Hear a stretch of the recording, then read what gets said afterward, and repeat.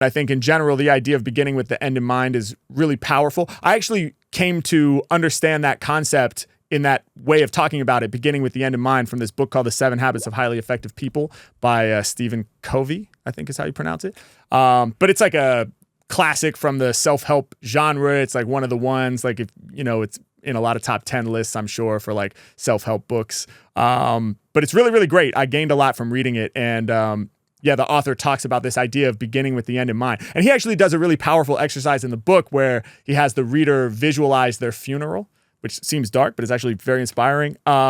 Thinking about your funeral, thinking about who shows up, right? So it's like your siblings, if you have them, your friends, your colleagues, people that you worked with, your neighbors, people from your local community, and imagining what you would want those people to say about you, right? After you've passed. So it's like, in my case, like, what is my sister sharing about me as a brother? You know, what are my team members sharing about, you know, me as a leader? What are my colleagues in the music world sharing about my contributions as an artist, right? And so on and so forth.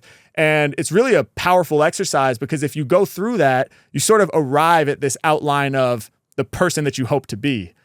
And it's not necessarily the person you are today, but it's the person that you would like to be.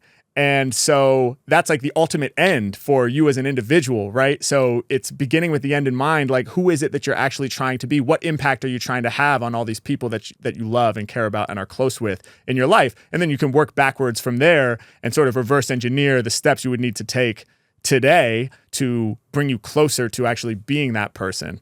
So that's a really powerful exercise and relates to this idea of beginning with the end in mind.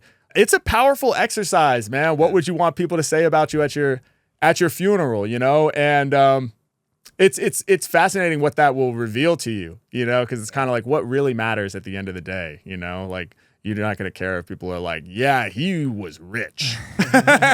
That dude had a lot of money. It's like, okay, like, cool, man. Good way to just run like a self-audit a little bit and kind of identify maybe some like hard truths even. Yeah.